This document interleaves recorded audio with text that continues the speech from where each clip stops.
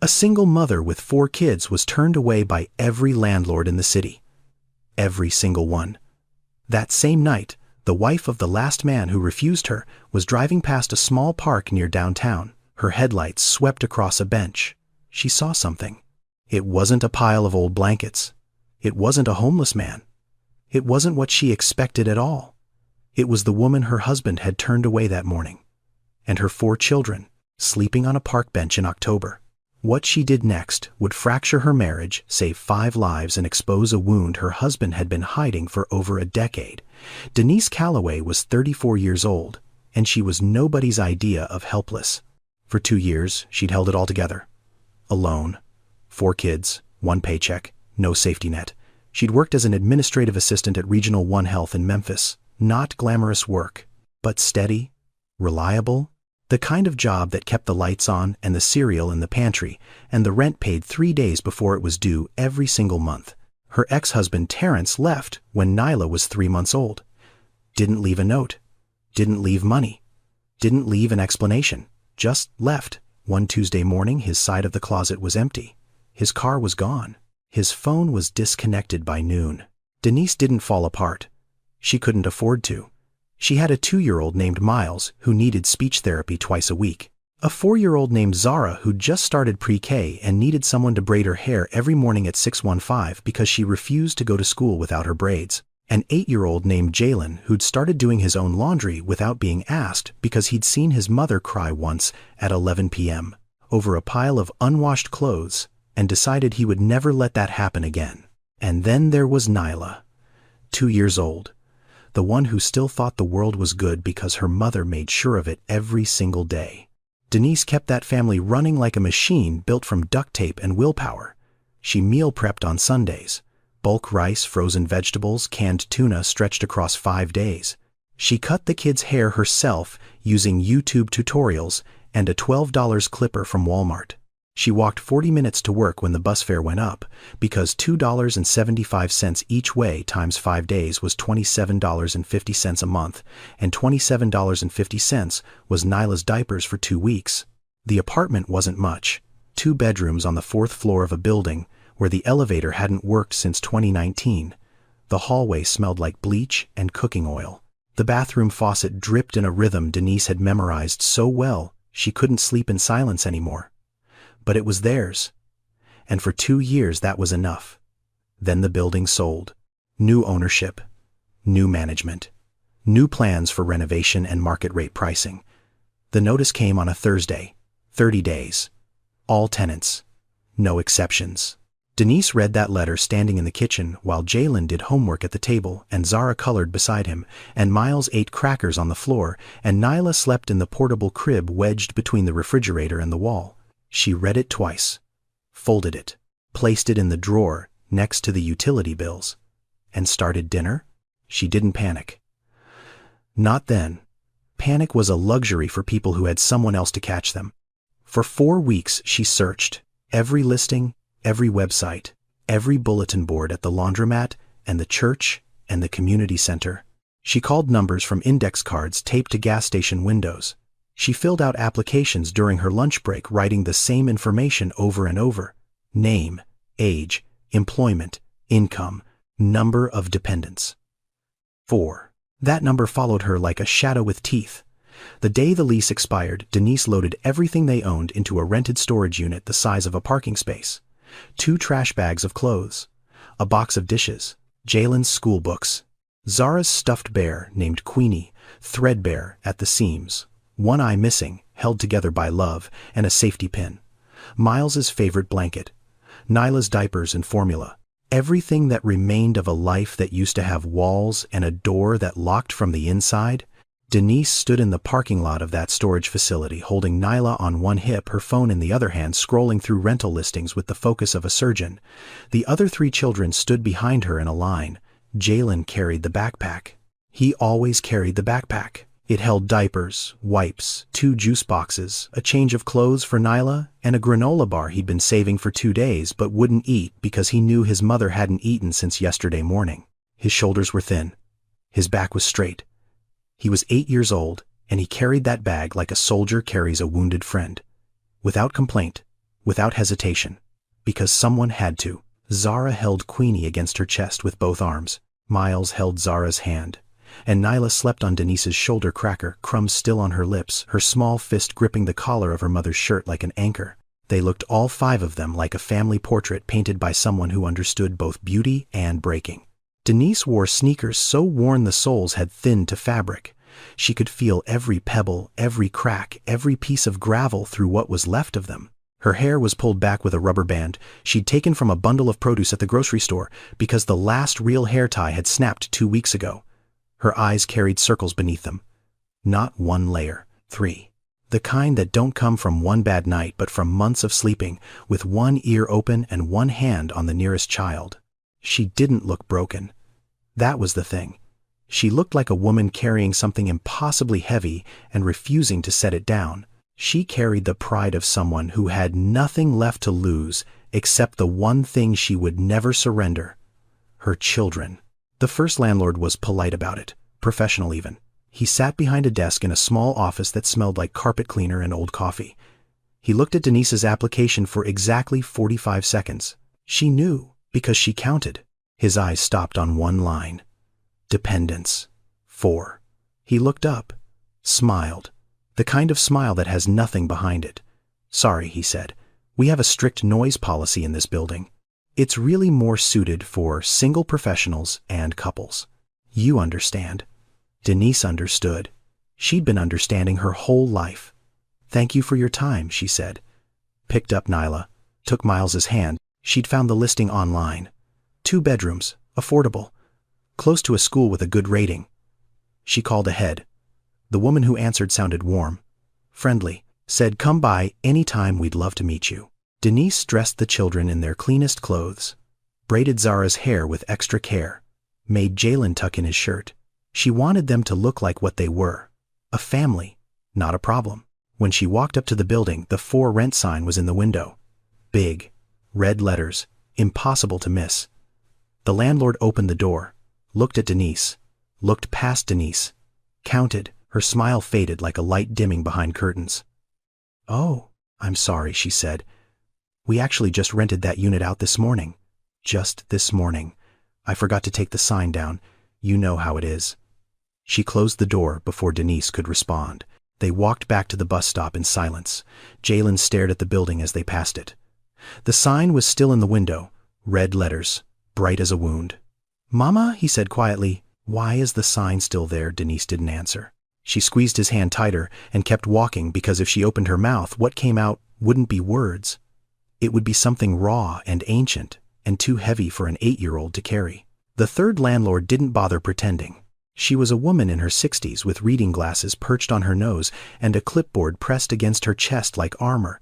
She looked at Denise's paperwork for less than 10 seconds. "Honey," she said, and the word dripped with something that wanted to pass as kindness but tasted like rust. 4 kids in a 2-bedroom, that's a lawsuit waiting to happen. I'm doing you a favor by saying no." Denise stared at her, nodded once, turned around. She didn't argue. She didn't explain. She didn't beg. Because begging requires believing that the person in front of you sees you as human. And Denise had stopped believing that 3 apartments ago. The 4th time was the worst. Not because it was the cruelest, because it was the closest she'd come to hope. Gerald Whitmore, 52 years old, owned a small cluster of rental properties on the east side of the city. Nothing fancy, working-class housing. The kind of units where the appliances were 10 years old and the carpet had been replaced once in the last decade. Gerald had spoken to Denise on the phone for 1 minutes.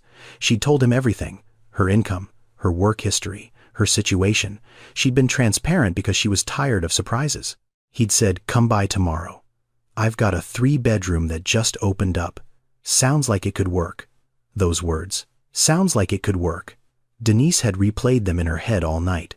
She hadn't slept much, but when she did, she dreamed of a door with a lock and walls that stayed still. The next morning, she dressed the children carefully.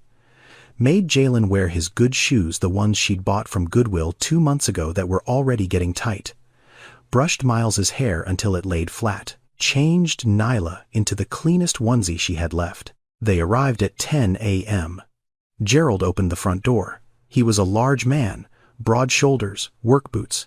hands that had clearly built things and fixed things and carried things for decades. His face was open, not unfriendly. Then he looked past Denise. His eyes moved from Jalen to Zara to Miles to Nyla. 1, 2, 3, 4. Something shifted behind his face. Not cruelty, something quieter, something that looked almost like fear. "I didn't realize it was this many," he said. His voice was different now, tighter, smaller. "Mr. Whitmore," Denise said. "They're well-behaved. They're quiet. Jalen helps with everything. I keep a clean home. I've never missed a rent payment in my life." Gerald rubbed the back of his neck, looked at the ground, looked at the porch railing, looked everywhere except at the 4 children standing in a perfect line behind their mother, waiting for another door to close. "I'm sorry," he said. "I just can't take the risk. 4 kids, that's a lot of wear and tear, a lot of liability. You understand." There it was again. You understand. As if understanding made it hurt less. Denise looked at him the way a person looks at the last exit on a highway before the road runs out. "Thank you for your time, sir," she said. She turned, took Jalen's hand, took Miles's hand. Zara clutched Queenie against her chest. Nyla shifted on Denise's hip, reaching one small hand toward Gerald's porch railing, grabbing at nothing. They walked away. Denise's back was straight, her chin was level, her eyes were dry. Gerald watched them go. 5 figures getting smaller against the sidewalk. The smallest one looking back over her mother's shoulder at a house that would never be hers. He closed the door slowly, and something in his chest tightened in a way he didn't want to name. That night, Denise sat on a bench in Overton Park and made a phone call she'd been avoiding for 3 days. The shelter on Poplar Avenue, full. 47 families on the waiting list. 47. She called her sister in Little Rock. No answer. Called again. Voicemail. Called a 3rd time. Her sister picked up voice, tired, apologetic. "I'm staying with a friend right now, Dee. I don't even have my own room. I'm so sorry. I wish I could." Denise said it's okay. She always said it's okay, even when nothing was. She checked her wallet. $83. A motel room in Memphis cost at least $79 a night for a single. For 5 people with a cot, the cheapest she'd found was $119. One night would leave her with nothing. And nothing was worse than not enough, because not enough still had a direction. The October air settled around them like a cold hand pressing down on bare skin. Temperature dropping, 51 degrees and falling. The park was quiet. Streetlights hummed above the walking path, casting pale circles of yellow light on empty benches. Denise chose the bench closest to the streetlight. Visibility. Safety. The logic of a mother who'd learned to think like a soldier. She took off her jacket first, wrapped it around Nyla, who was already asleep in the stroller, mouth open, small chest, rising and falling in a rhythm that Denise could hear even over the wind. Then, she took the extra sweatshirt from the backpack and draped it over Miles, who curled into a ball on the bench without being told. He'd done this before. Not here, but at bus stations, at hospital waiting rooms. On the floor of the shelter when all the cots were taken, Zara lay down next and pressed Queenie against her face, breathing in the smell of something familiar when everything else was foreign. Denise tucked the last clean blanket around her, a thin fleece with cartoon elephants that was too small now but still served its purpose. Jalen sat on the edge of the bench, upright, watching. "You can lie down, baby," Denise said softly. "I'm not tired," Jalen said. And Denise knew it was a lie. But she also knew why he told it. Because someone had to keep watch. And at 8 years old, Jalen had decided that someone was him. She sat beside him, put her arm around his narrow shoulders. And for a few minutes, neither of them spoke. The crickets filled the silence. A car passed on the road beyond the trees, headlights sweeping briefly through the darkness before vanishing. Nyla coughed in her sleep, a wet rattling sound that made Denise's stomach clench. She reached over, adjusted the jacket, pressed the back of her hand against Nyla's forehead. Warm, not hot, not yet, Miles murmured something in his dream. "Mama." The word floated up from his sleep like smoke from a candle, shapeless and already dissolving. Denise didn't cry. She hadn't cried in weeks. Tears required a kind of surrender she couldn't afford, a pause in the machinery of survival that might cause the whole thing to seize and stop. Instead, she planned Tomorrow morning she'd call the shelter again. First thing. 6 a.m. Before the line got long, she'd try 3 more listings she'd circled on her phone. She'd walk to the library and use the computer to search for emergency housing programs. She'd ask the church on Lamar Avenue if they had any leads. Tomorrow, tomorrow, tomorrow. The word repeated in her mind like a heartbeat, not a hope, a mechanism. The thing that kept her legs moving and her hands steady and her voice calm when every nerve in her body was screaming. She leaned back against the bench. The wood was cold through her thin shirt. Above her, the streetlight buzzed a faint electrical hum that sounded almost like breathing. She counted her children's breaths in the darkness. 1, 2, 3, 4. All still breathing. All still here. That was enough. For tonight, that was enough. Lorraine Whitmore was 49 years old, a retired nurse. Not retired by choice. Retired because her lower back had given out after 22 years of lifting patients and standing through 1-2-hour shifts and bending over hospital beds in ways the human spine was never designed to endure. She and Gerald had been married for 26 years, a solid marriage, quiet, the kind built on routine and reliability rather than passion. Gerald fixed things. Lorraine fed people. They went to church on Sundays. They paid their bills on time. They didn't fight often, and when they did, it was about small things. The thermostat, the yard, whether to repaint the kitchen this year or next. They didn't have children. Not because they didn't want them, because the universe had decided 3 separate times that they couldn't keep them. The first miscarriage happened when Lorraine was 31. Early. 8 weeks. The doctor said it was common. Said try again. Said these things happen. Lorraine nodded. Went home. Tried again. The second one came at 14 weeks. Far enough along that she'd already picked a name. Far enough along that she'd told her mother. Far enough along that the loss left a shape in her body, a hollow that food and sleep and time couldn't fill. The third one nearly killed her. 19 weeks. An emergency room at 2 a.m. Gerald sitting in the parking lot in his truck for 6 hours because he couldn't walk through those doors. Couldn't watch her lose another one. Couldn't stand in that room and pretend to be strong when everything inside him had already shattered. After that, they stopped trying, stopped talking about it, stopped looking at the second bedroom and the third bedroom in their house. Gerald turned one into a storage room for his fishing gear. Tackle boxes and rods and reels lined up against the wall where a crib might have been. Lorraine never went in that room, not once in 15 years. That October evening, Lorraine drove home from Wednesday night prayer service at Greater Mount Zion. The sermon had been about mercy, about seeing the invisible, about the people God places in your path not by accident but by design. She took the shortcut through Overton Park, the same route she always took. Windows up, radio on low, gospel station.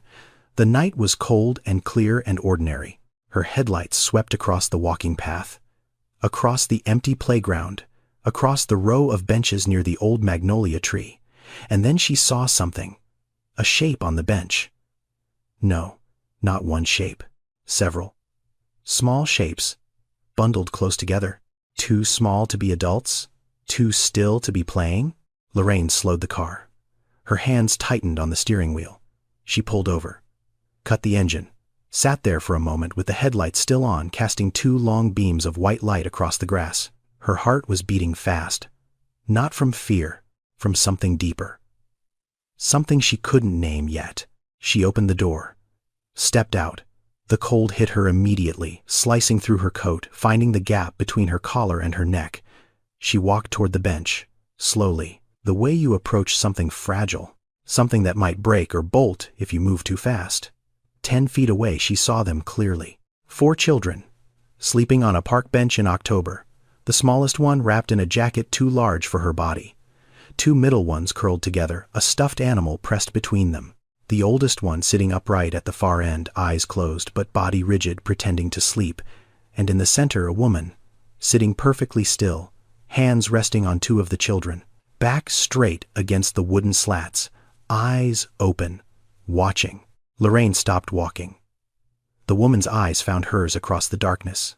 No words, No sound except the crickets and the distant hum of traffic and the faint wheeze of the smallest child breathing through a stuffy nose.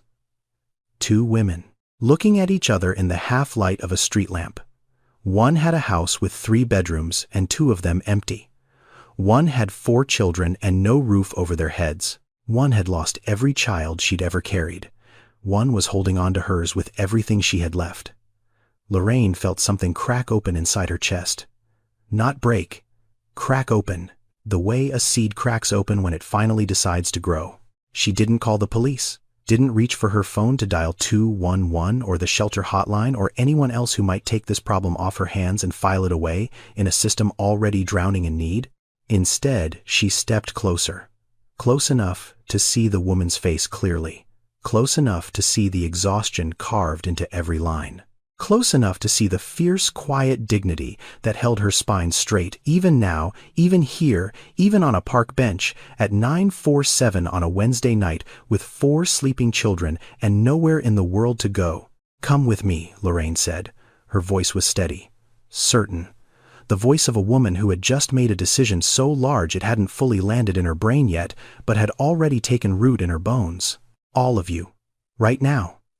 Denise stared at her. The kind of stare that measures danger and kindness and deception all at once, because when you've been turned away enough times you stop being able to tell the difference. "I don't know you," Denise said quietly. "I know," Lorraine replied. "But your babies are cold. And I have room." 6 words. I have room. The simplest sentence in the English language, and the heaviest thing Lorraine Whitmore had said in 15 years. Denise looked at her children. Looked at this stranger in a church coat with kind eyes and steady hands, looked at the car idling by the curb with its headlights still on, still casting light across the dark. She made her decision the way mothers make all their decisions, not for herself, for them. 15 minutes later, Lorraine pulled into the driveway of the house on Prescott Street. Gerald's truck was gone. Poker night at his brother's place. He wouldn't be back until late. She unlocked the front door and held it open. The warm air hit them first. Actual heat. Radiator heat. The kind of warmth that wraps around your body and loosens muscles you didn't know you'd been clenching for days. Nyla woke up on Denise's shoulder. Blinked. Looked around at the living room with wide eyes. Touched the doorframe with one small hand. "House," she said. Her voice was tiny and wondering. "Mama House." Denise's jaw tightened. She nodded. "Just for tonight, baby." Miles walked in next. He approached the couch the way a stray animal approaches food left on a porch, slowly, ready to bolt. He touched the cushion with one finger, then sat down so gently it barely made a sound. He pulled his knees up to his chest and sat perfectly still, as if any sudden movement might cause all of this to disappear. Zara followed, clutching Queenie with both arms. She looked up at Lorraine. "Can Queenie sleep on the bed?" Lorraine felt her throat close. She nodded. "Queenie can sleep wherever she wants, sweetheart." Jalen was the last one through the door. He stepped inside but didn't go far. He stood 3 feet from the entrance back against the walleyes, scanning the room the way his mother scanned the park, watching exits, measuring distance, calculating how quickly he could get his siblings out if he needed to. He was 8 years old. And he stood at that door like a sentry who'd been on watch so long he'd forgotten how to stand down. Lorraine saw him. Saw all of it. The tension in his small shoulders, the way his eyes moved, the way he kept his shoes on while everyone else had already taken theirs off. She didn't say anything to him. Not yet. She knew better. Some children you have to earn. She went to the kitchen, boiled water, cracked 4 eggs into a pot, pulled noodles from the pantry. She made egg noodles at 11 o'clock at night for 4 children she'd met 20 minutes ago, and her hands didn't shake once. The children ate in silence. Not the comfortable silence of a family dinner, the focused, urgent silence of hunger being answered, spoons scraping bowls, small mouths chewing, eyes down. Denise sat across from them. She didn't eat. She watched them eat. The way she'd been watching them do everything for months. Sleep, walk, breathe, making sure each one was still alive, still whole, still here. Lorraine set a bowl in front of her.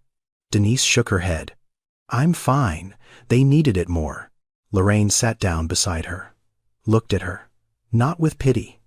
with recognition, with the steady gaze of a woman who understood sacrifice, not because she'd read about it, but because she'd lived her own version of it. "When's the last time you ate?" Lorraine asked. Denise paused. "They ate this morning," she said.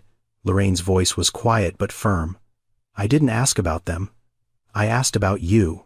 The silence that followed was long enough to hold everything Denise had been carrying. Every skipped meal, every lie she'd told herself about not being hungry. Every time she'd split a granola bar 4 ways and called the wrapper her dinner. She didn't answer. She didn't have to. The answer was sitting right there in the bones of her wrists and the hollows of her cheeks and the way her body curved forward over that table like a tree that had been bending in the wind for so long it had forgotten what straight felt like. Lorraine pushed the bowl closer. "Eat," she said. "Just eat."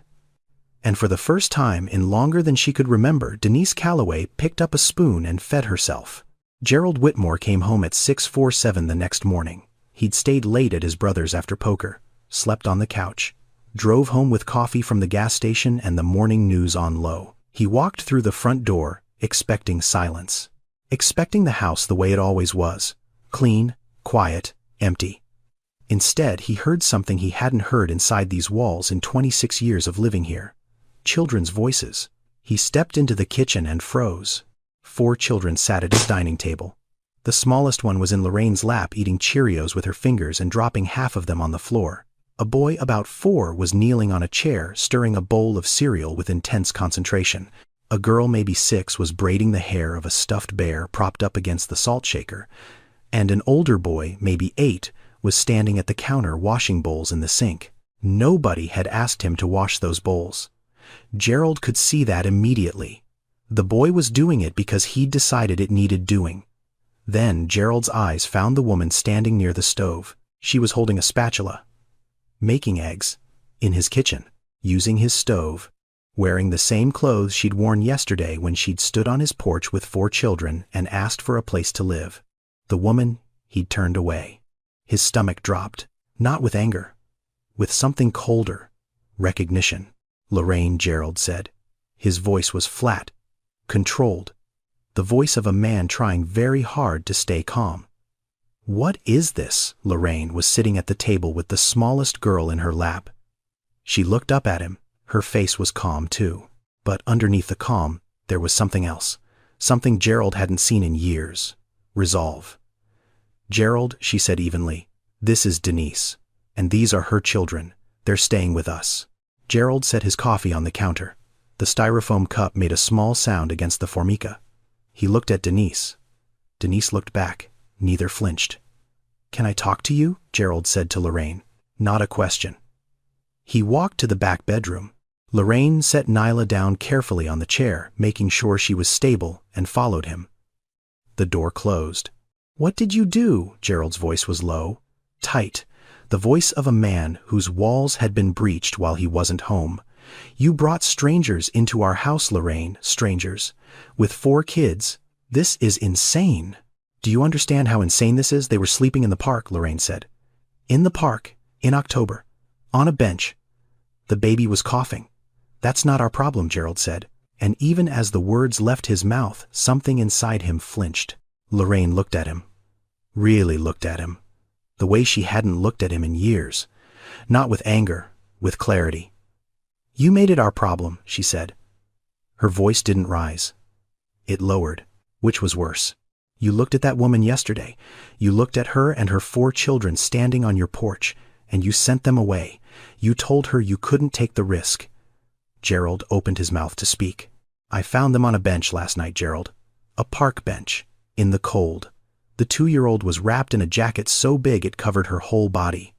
The 8-year-old was sitting up, pretending to sleep, guarding his mother and his sisters and his brother in the dark. He's 8 years old, and he was standing guard. So yes, Gerald, this is our problem. You made it our problem when you closed that door." Gerald was quiet. The kind of quiet that fills a room the way water fills a jar. Slowly, completely. He wasn't a cruel man. He'd never been cruel. He was careful, cautious, defended. His father, Raymond Whitmore, had rented out 4 houses on the east side for 30 years. Gerald grew up watching tenants skip payments, punch holes in drywall, disappear in the middle of the night with 3 months' rent owed and a busted water heater left behind. His father had taught him one thing above all else: protect what's yours. Don't let anyone take advantage. Don't get involved with people's problems. Help them once, and they'll expect it forever. Gerald had carried that lesson like a coat of armor for his entire adult life. It had served him well. His properties were maintained, his books were balanced, his risk was managed. But standing in that bedroom listening to his wife describe an 8-year-old boy standing guard over his family on a park bench, Gerald felt the armor crack. Just slightly, just enough to let in a cold draft of something he didn't want to feel. He didn't say yes. He said a few days. That's it. A few days. Then they figure something out. Lorraine nodded. She knew a few days was a door cracked open. And cracked was enough. Gerald walked back to the kitchen. The older boy, Jalen, had finished the dishes.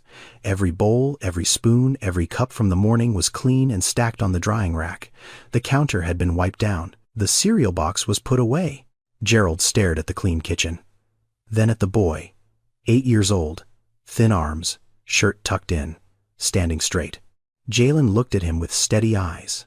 Not afraid, not defiant, just steady. The kind of steady that comes from being the oldest in a family that can't afford softness. Something moved inside Gerald's chest. He pushed it down, walked past the boy, grabbed his coffee, went to the garage. But at the garage door he stopped, turned around. Jalen was already helping Miles into his chair, lifting him up with both arms, gentle as anything, setting him down, pushing the bowl of cereal closer. Then straightening his brother's shirt collar. Then picking a Cheerio off the floor before anyone could step on it.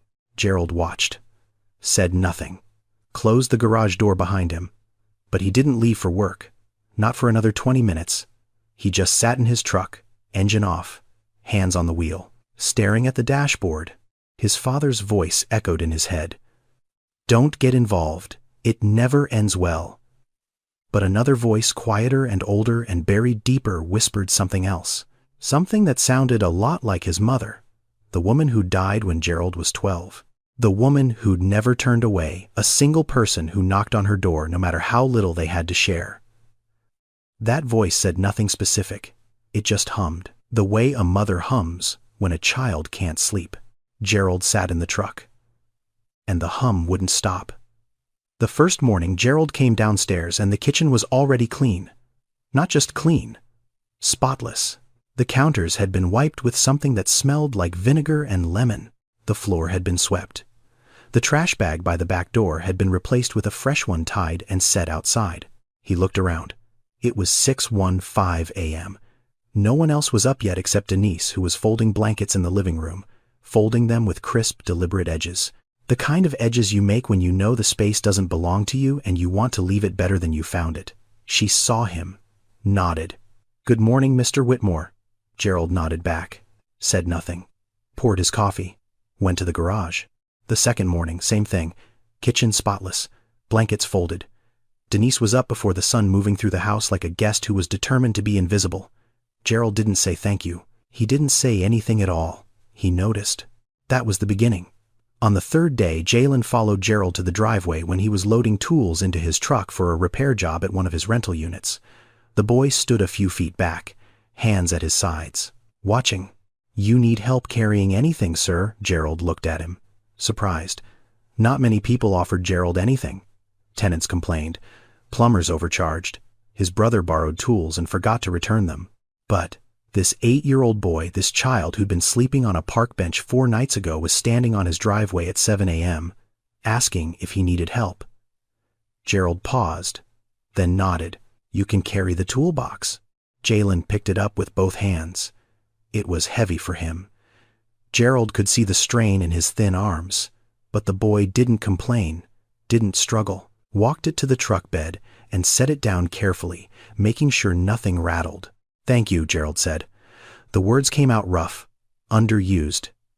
"Yes, sir," Jalen said, and walked back inside. On the 4th day, Miles appeared at the breakfast table with something in his fist. He'd been playing in the backyard, the small patch of grass behind the house that Lorraine kept watered but Gerald rarely visited.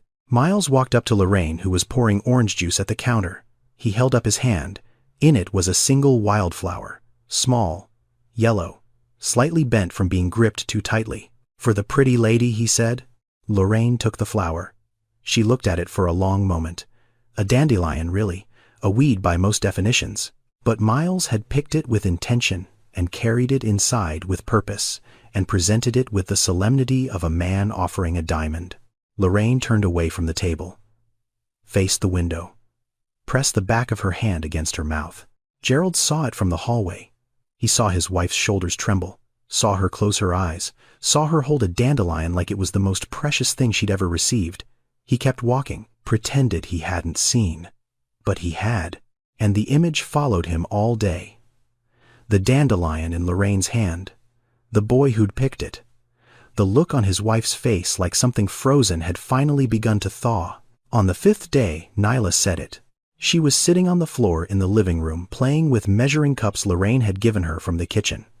She stacked them, knocked them down, stacked them again, knocked them down. The game had no rules and no end, and she was delighted by it. Lorraine was sitting on the couch nearby, watching her the way she used to watch television before television stopped holding her interest, with complete absorption, with nowhere else she'd rather be. Nyla looked up, held out a measuring cup. "Lolo," she said. "Lolo, look."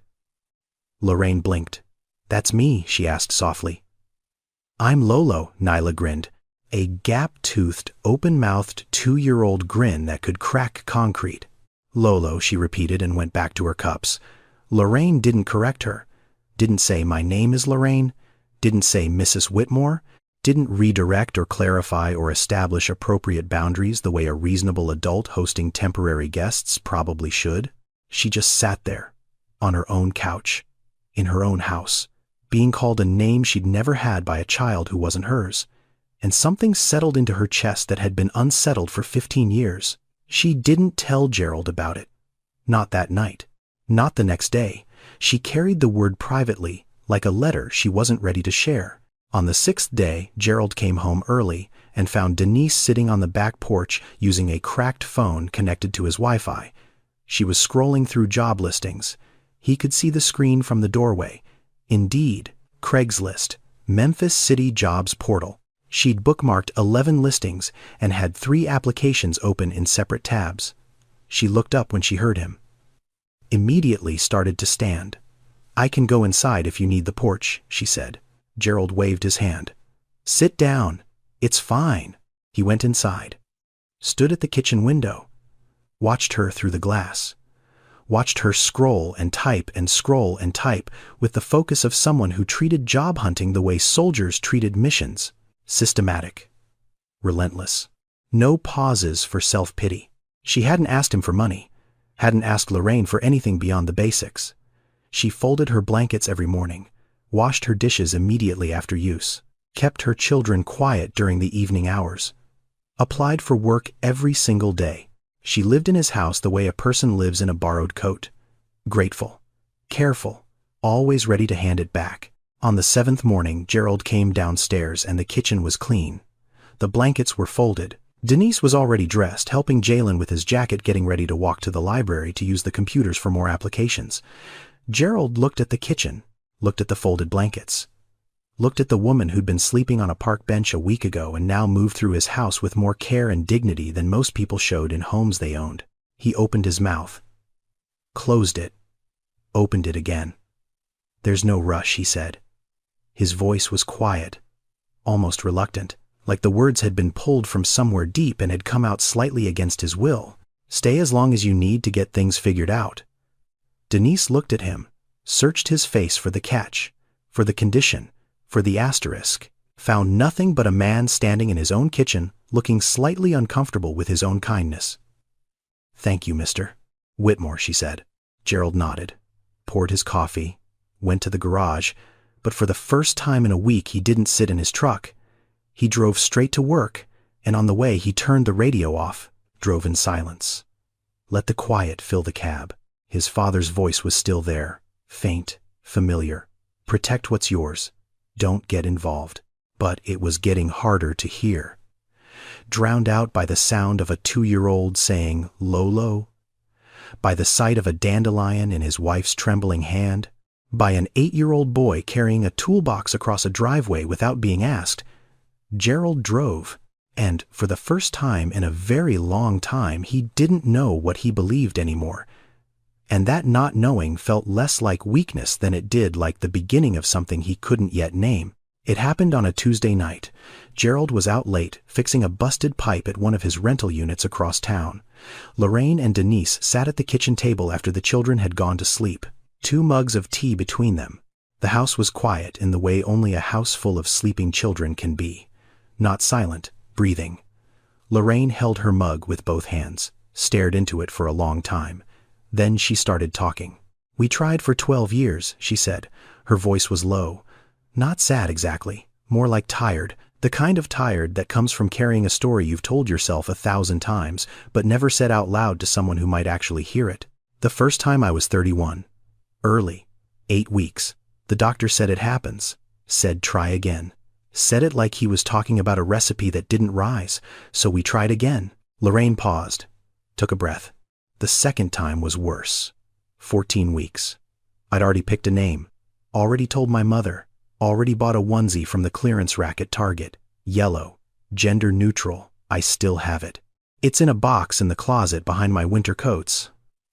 I haven't opened that box in 15 years, but I know exactly where it is." Denise didn't speak. She didn't need to. She held her mug and she listened the way only a mother can listen to another woman's grief, without trying to fix it, without comparing it, just holding space. "The third time nearly killed me," Lorraine said. 19 weeks. I woke up at 2 in the morning in a puddle of blood. Gerald drove me to the hospital. He drove 90 miles an hour on empty streets and didn't say a single word the whole way. She stopped, set her mug down, pressed her fingers flat against the table like she needed something solid to hold on to. "He didn't come inside," Lorraine said quietly. "He parked the truck in the hospital lot and he sat there. For 6 hours. While I was in the emergency room losing our baby for the 3rd time, my husband sat in a parking lot because he couldn't walk through those doors." Denise's hands tightened around her mug. "I was so angry," Lorraine continued. "For months after I was furious. I thought he was weak. I thought he didn't care enough. I thought if he really loved me, if he really loved our baby, he would have been in that room holding my hand instead of sitting in a truck staring at a dashboard." Her voice cracked. Just slightly, like a window pane with a hairline fracture that's been holding for years. I asked him once, months later, why he didn't come in, why he sat out there while I went through it alone, and he said something I've never forgotten. Lorraine looked up at Denise. Her eyes were wet but steady. He said, "I can't watch you lose another one. I can't. I'm not strong enough." The kitchen was very quiet. "That's when I understood," Lorraine said. "Gerald isn't cold. He isn't cruel. He's broken. He broke the night we lost our 3rd baby, and he never put himself back together. He just built walls. Around his heart, around this house, around those empty rooms. He turned one into a fishing storage room because he couldn't stand looking at 4 bare walls that were supposed to hold a crib." She wiped her eyes with the heel of her palm. No tissue, no ceremony. Just a quick swipe the way a woman wipes tears when she's had years of practice. "That's why he said no to you," Lorraine said. "It wasn't about the noise. It wasn't about the risk. It wasn't about property damage or liability or any of the things he told himself. It was about the children. 4 of them. Walking into his life. Needing things. Being small and vulnerable and real. And Gerald cannot handle that. Because every child he sees reminds him of the 3 we never got to hold." Denise sat very still. Her face had changed. The guardedness she'd worn like armor since the day she arrived had softened into something else. Not pity, understanding. The kind that comes when you realize the person who hurt you was already hurting long before you met them. "He's not a bad man," Denise said softly. "No," Lorraine said. "He's a scared one. And scared men build the tallest walls." If this story is touching your heart, subscribe and share it with someone who needs to hear it. Now, let's continue. Gerald came home late that Thursday, past 10. The house was dark, except for the small lamp Lorraine always left on in the hallway, the one with the yellow shade that made everything it touched look warm. He set his keys on the counter, hung his jacket on the hook by the door, walked toward the living room to turn off the lamp, and then he stopped. Lorraine was asleep on the couch. That wasn't unusual. She fell asleep there, sometimes watching television or reading the church bulletin. But she wasn't alone. Nyla was curled in her lap, the 2-year-old's small body pressed against Lorraine's chest, one tiny fist gripping the fabric of Lorraine's nightgown. Her face was tucked into the space between Lorraine's neck and shoulder, the place where a child's head fits perfectly, the place designed by biology for exactly this purpose. Lorraine's arms were wrapped around Nyla, one hand on the child's back, the other resting on her own stomach. Low, below the navel, the position of instinct, the position of a body that remembers what it's like to carry something precious in that space, even when that space has been empty for 15 years. Gerald stood in the doorway. Neither of them knew he was there. Neither of them stirred. The lamp cast gold across their faces. Nyla's lips were parted slightly in sleep.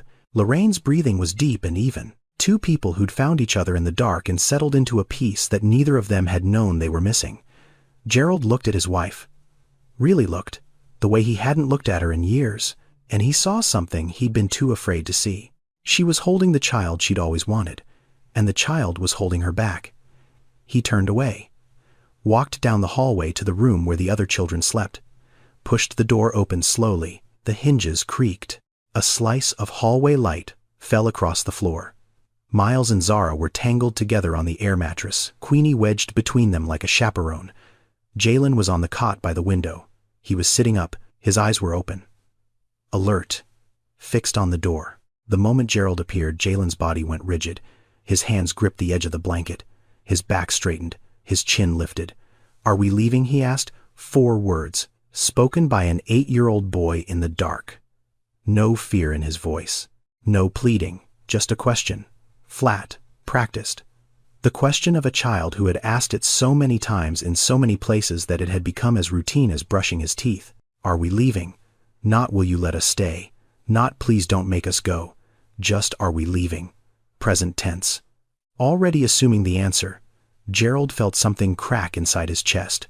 Not break, crack. The way ice cracks on a river in early spring.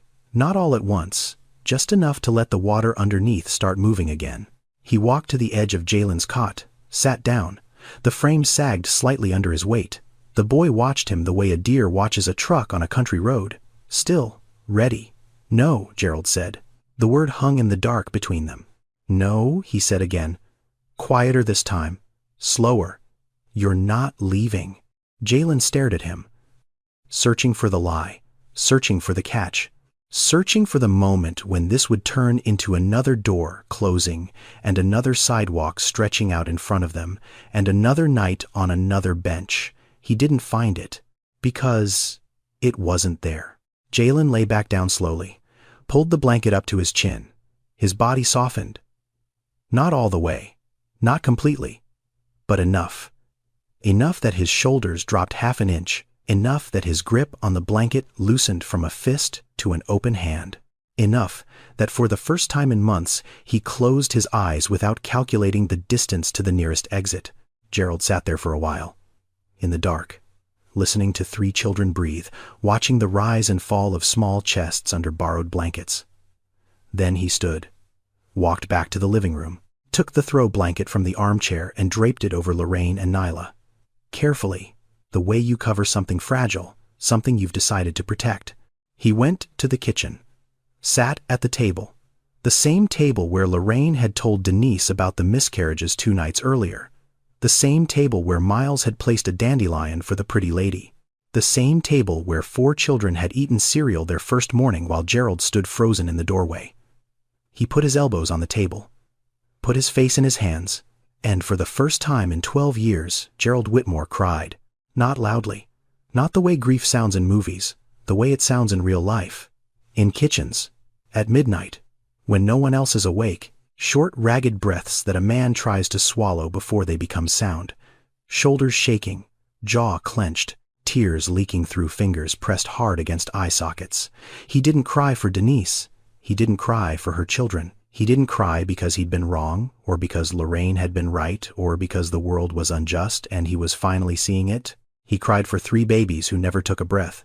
He cried for a yellow onesie in a box behind winter coats. He cried for a parking lot at 2 a.m. where he'd sat alone because he wasn't strong enough to watch his wife lose what they'd both wanted more than anything in the world. He cried for a room he'd filled with fishing rods and tackle boxes because empty walls were louder than any sound he could bear. He cried because a 2-year-old girl had fallen asleep in his wife's arms, and his wife had held her the way she would have held their own daughter, with her hand on her stomach, with her whole body curved around something small and warm and alive.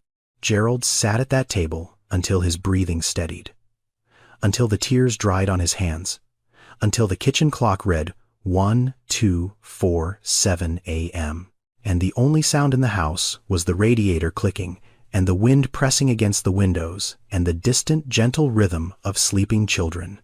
He stood up, washed his face at the kitchen sink, dried it with a dish towel. Then he walked to the garage, opened the door to the storage room, the room that used to be a bedroom, the room that was supposed to be a nursery. He looked at the fishing rods leaning against the wall, the tackle boxes stacked on shelves, the old folding chair, the cooler. 15 years of things he'd put in this room to fill the space where something else was supposed to be. He picked up a tackle box, carried it to the garage, came back, picked up another one, carried it out. He didn't finish that night. It was late. He was tired. His eyes were still swollen. But he started. The next Saturday, Gerald drove to the hardware store, came back with 2 gallons of paint, lavender. He'd asked the woman at the counter what color girls liked. She said it depends on the girl. He said she's 6 and she carries a stuffed bear everywhere. The woman smiled. Lavender, she said. Trust me. He started painting that afternoon, moved the last of the fishing gear out by noon, taped the edges, rolled the walls. The room smelled like fresh paint and new beginnings, 2 things that had been absent from this house for longer than Gerald cared to count. Lorraine stood in the doorway, watched him, said nothing for a long time. You don't have to do this, she said finally. Gerald dipped the roller, pressed it against the wall, drew a long even stroke from ceiling to floor. I know, he said. That's why I'm doing it. Lorraine pressed her lips together, nodded once, walked away before he could see her face. The following week, Gerald built bunk beds, not from a kit, from lumber he cut in the garage, 2x4s and plywood, and a sander he hadn't used since the house was new.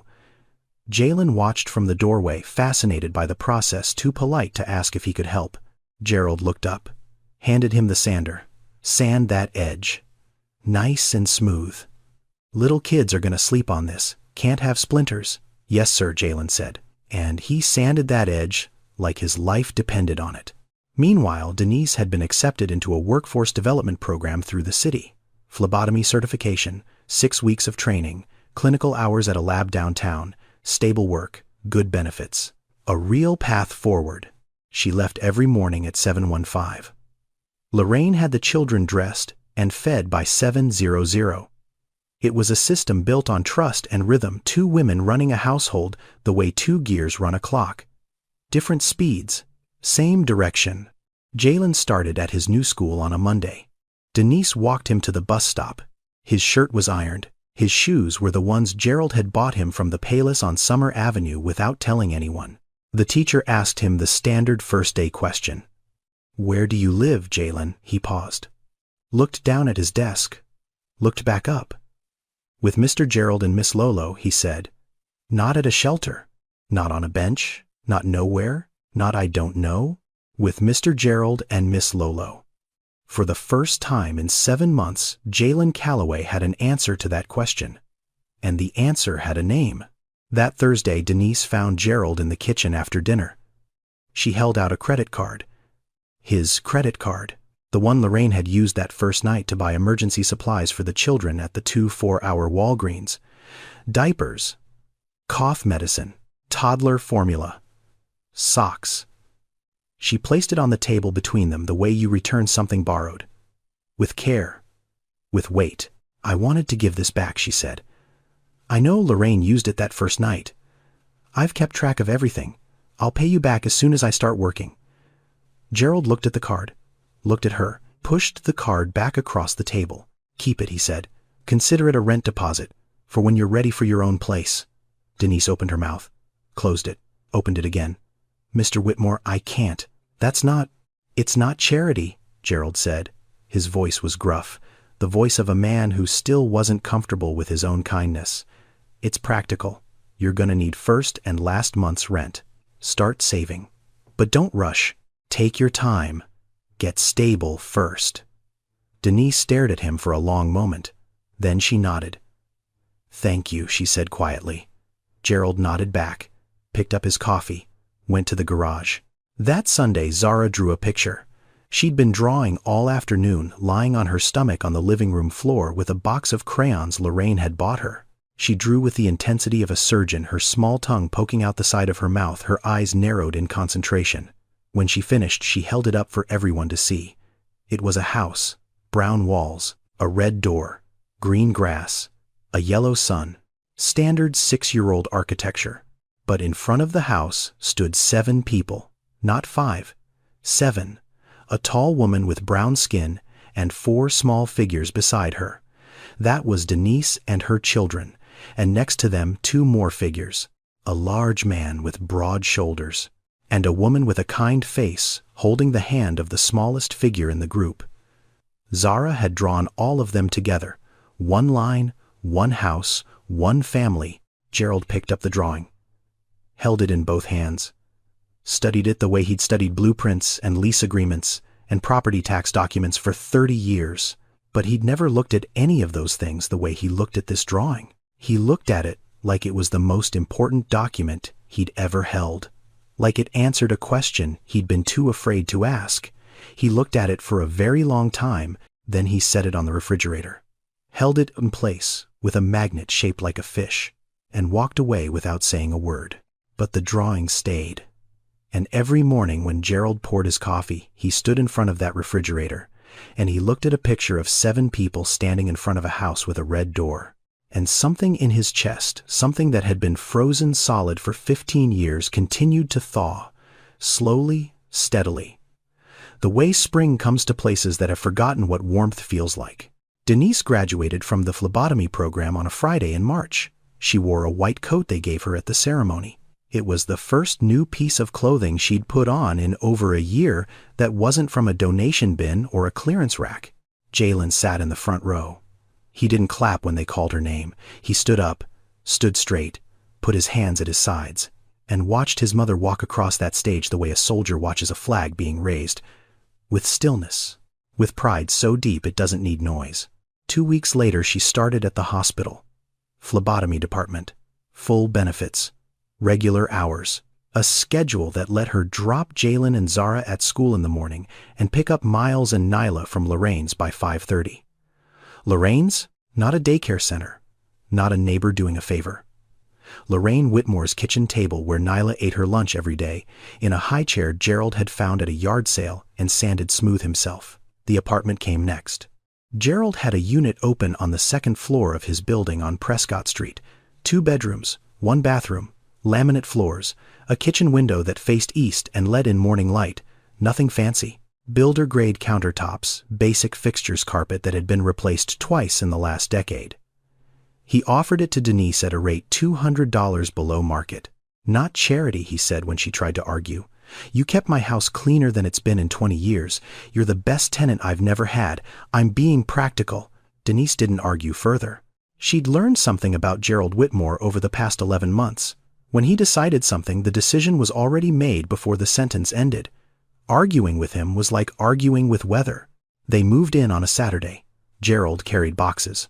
Lorraine organized the kitchen. Jalen took charge of the bedroom he'd share with Miles, arranging things with the precision of someone who'd spent most of his life without a room to arrange. Zara placed Queenie on the windowsill of the living room, overlooking the street, like a sentry keeping watch. Nyla ran from room to room, opening and closing doors. The sound of doors fascinated her. Doors that opened and stayed open. Doors that closed and could be opened again. The concept of a door that belonged to her was still new enough to be thrilling. Then, Jalen did something that stopped everyone. He walked to the wall of the bedroom, pressed his palm flat against it, held it there, felt the paint, the plaster, the solidness underneath. He turned to his mother. "This is ours?" he asked. His voice was careful. "Testing." "Like ours," Denise nodded, her lips pressed together. She couldn't speak. Tears ran down her face, and she didn't wipe them because her hands were shaking, and if she moved them, she might collapse. Jalen looked at the wall again, then at the closet, then at the floor. "I'm gonna unpack real slow," he said quietly. "So it feels longer." A child who'd learned to never get comfortable was teaching himself to stay. Gerald changed his rental policies that spring. Quietly. No announcement, no press release, no public declaration. He just stopped saying no to families with children. He converted 2 of his units into what Lorraine called family-ready apartments. Wider doorways where strollers could pass through. Cabinet locks in the kitchen. Electrical outlet covers. A small fenced area in the back lot where children could play without wandering into the parking area. He lowered the deposit requirements for single parents, offered payment plans instead of lump sums, replaced the formal application process with something Lorraine designed. A conversation. Sit down, tell me your situation. What do you need? What can you afford? Let's see what we can figure out. 3 families moved in that first year. A woman with 2 sons who'd been living with her mother in a 1-bedroom. A couple with a newborn and a 3-year-old who'd been on a wait list for Section 8 housing for 14 months. A grandmother raising her twin grandchildren after her daughter's accident. Gerald knew each of them by name. He fixed their faucets, replaced their smoke detectors, showed up on the 1st of every month not to collect rent but to check if anything needed repairing. He never told any of them about Denise, about the park bench, about the night his wife brought a stranger's children into his house and cracked his life wide open, but they knew anyway, because Lorraine told them. Not as a story, as a promise. This is a place where families are welcome. That's all you need to know. On Saturday mornings, Gerald took Jalen fishing. They drove to a lake 30 minutes outside the city. Gerald's old rods and reels, the ones that had lived in the storage room for 15 years, filling space where a crib was supposed to be, now rode in the back of his truck, next to a tackle box and 2 folding chairs. They didn't talk much while they fished. Gerald wasn't a talker. Jalen wasn't either. They sat in comfortable silence watching their lines drift in the water waiting for something to pull. Once Jalen caught a bass. Small, maybe a pound. He held it up and looked at Gerald with an expression Gerald recognized immediately. It was the same look Miles had given Lorraine when he handed her the dandelion. Not "look what I did, look who I'm with." Gerald helped him unhook it. They threw it back, watched it disappear into the dark water. "Good catch," Gerald said. "Yes, sir," Jalen said. They kept fishing. Lorraine visited every Sunday. She brought food. Baked chicken, collard greens, cornbread. Enough for the whole family, and then some. Nyla ran to her every time the door opened, arms up, screaming the only name she'd ever given Lorraine. Lolo. Lolo. Lolo. And Lorraine? This woman who had lost 3 children before they drew breath, who had carried that grief like a stone in her chest for 15 years, who had filled her house with silence and her husband with walls. This woman knelt down and gathered a 2-year-old into her arms and held her. The way she'd always wanted to hold someone small and warm and hers. Not hers by blood, not hers by law, hers by choice, hers by love. Hers by the only thing that ever really makes a family, showing up. They refused to rent to her because she had 4 kids. 4 children. That was the reason. The liability, the noise, the wear and tear, the risk. 4 small bodies that took up too much space and cost too much to accommodate and came with too many needs that no landlord wanted to manage. Every single door in the city closed on Denise Calloway because of those 4 children. But those 4 children were also the reason a retired nurse stopped her car in the dark and walked toward a park bench instead of driving past. They were the reason a man who hadn't cried in 12 years sat at his kitchen table at midnight and wept. They were the reason a room full of fishing rods became a bedroom painted lavender. They were the reason a marriage that had gone quiet found its voice again. 4 children didn't destroy anything. They rebuilt everything. Denise didn't need a billionaire. She didn't need a miracle. She didn't need a social media campaign, or a viral moment, or a lottery ticket, or divine intervention. She needed one door to stay open long enough for her to walk through it. And Lorraine needed a reason to open it. Gerald built walls his whole life. Around his properties, around his heart, around those empty rooms that echoed with the absence of children he'd never hold. He built them carefully, meticulously, the way he maintained his buildings. Solid, secure, impenetrable. It took 4 children and a mother with nowhere to go to show him that walls only protect you from the things you need most.